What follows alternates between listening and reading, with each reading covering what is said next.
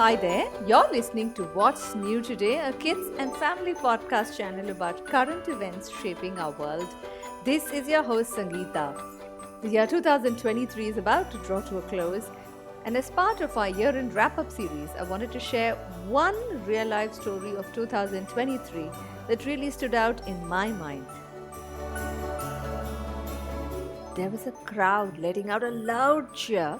A lot of parents and teachers from across Ireland had assembled inside a large stadium. This was the day when medals were being given out to young children who had participated in a gymnastics event in Dublin, in Ireland. There were a lot of school children standing right in the middle of that stadium. One of them was a little girl. Let me just call her Sarah for now. Sarah was standing right next to three of her very good friends from her gymnastics class, and they were all chatting with each other. They were making plans to go out and get some ice cream after the event was done. The drum beat began. The judge for this event started putting a medal on every girl standing there. She smiled at each child, congratulated them, and put the medal around the child's neck. As she approached Sarah and her friends, they were all really excited to get their medal. And it was finally Sarah's turn. The judge took one look at her, turned away, and put the medal on the next child and went on ahead. Sarah was the only black girl in that group of young aspiring gymnasts. Sarah felt angry, ashamed, and helpless, standing there in the middle of the stadium. Her coach and the photographer, standing right next to the judge, remained silent. Nobody said a word about how it was unfair to have left Sarah out. Nobody said a word against this racist behavior of the judge. This was in the summer of 2022.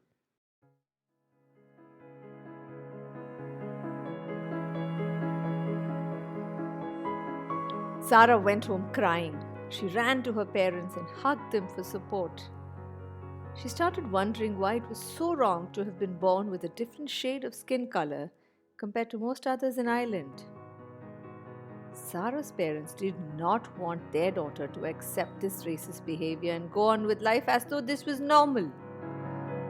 So they did what most people would have done, which is they wrote to the organization Gymnastics Ireland, which was the one that had hosted the event, and demanded a full apology from them. Nothing happened. A whole year went by.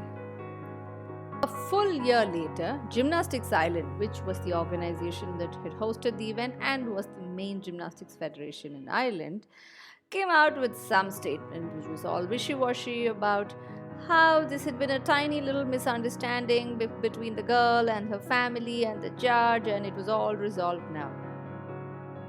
Nope, nothing had been resolved. Sarah was still hurt. She was no longer confident of pursuing gymnastics, even though she was really, really good at it, because she felt that she might be booed by others or singled out just the same way that judge had done. She had not yet got any apology from anybody. Sarah's parents were very upset that nobody was taking responsibility for what had happened.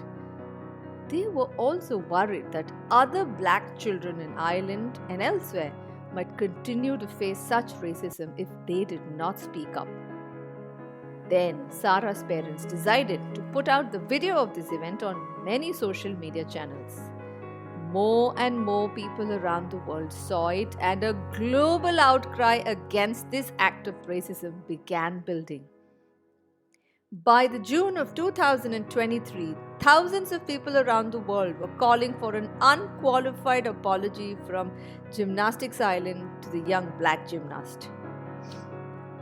Nothing still came. By August 2023, millions more had viewed the video. Support for Sarah began pouring from many countries. This was when Sarah's mum tagged Simon Biles and asked her for help. Simon Biles is one of the world's leading gymnasts from the United States of America. She's a 4-time Olympic gold medal winner She is black. When Simone saw the video, she was very upset. Simone, of course, has one advantage that most of us do not. She is famous. She put out a tweet. She said in her tweet that there was absolutely no space for racism in any sport whatsoever, and that she was really upset by what she'd seen. She'd also been sweet enough to send a video message to that young black gymnast, encouraging her to continue pursuing the sport no matter how others treated her. Sarah saw the video that Simone had sent to her and she was super kicked and thrilled. And finally, as pressure kept building from millions of viewers around the world and from Simone Biles too, Gymnastics Ireland made a statement to the press and the world. It came a full 18 months after the incident had happened. This is how the statement read. We would like to unreservedly apologize to the young gymnast and her family for the upset that has been caused by the incident at the Gym Start event in March 2022. What happened on that day should not have happened, and for that we are deeply sorry.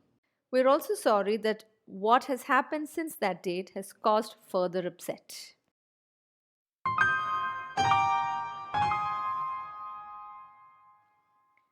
Why did I choose this story as one of the main highlights of the year 2023? Well, of course, I'm thrilled that Sarah got an apology in front of the whole world. But without the millions of viewers who put pressure on Gymnastics Ireland, this apology would have been a little unlikely, don't you think so? Her parents were able to reach out to Simone Biles thanks to social media platforms. We often blame social media for a lot of evil doing, which I do think it has a lot of potential for. But this is one instance where racist behavior by a large institution in a largely white country was called out, and that was made possible because of the presence of social media when used correctly. I wanted to celebrate some of the few good things that do come out of social media. For those of you that wants to see the original video, where the little young black gymnast did not get her medal, I've inserted a link to this in the show notes below. Also, I must clarify that Sarah is not her real name. I just made it up. Her parents have so far not revealed her real name to protect her identity. Also, for those of you that would like to read similar such happy and positive news stories from the real world around us, I write a newsletter called The Lighter Side every week. You can subscribe to that for free by clicking on the link right below. Holidays are around the corner, and are you looking for exciting ideas and destinations of places you can visit? Well, we've got a sister podcast channel called The Misadventures of a Sneaker. Well, we've got a lot of guests who come on this podcast and share their real-life travel stories with us. Maybe that'll help you decide if that destination is for you. So if you'd like to check out that podcast channel, just go down to the show notes and you can find a link to Misadventures of a Sneaker right there. You can also find it on Spotify, Apple Podcasts, or wherever you listen to your podcasts. Happy holidays and thanks for listening.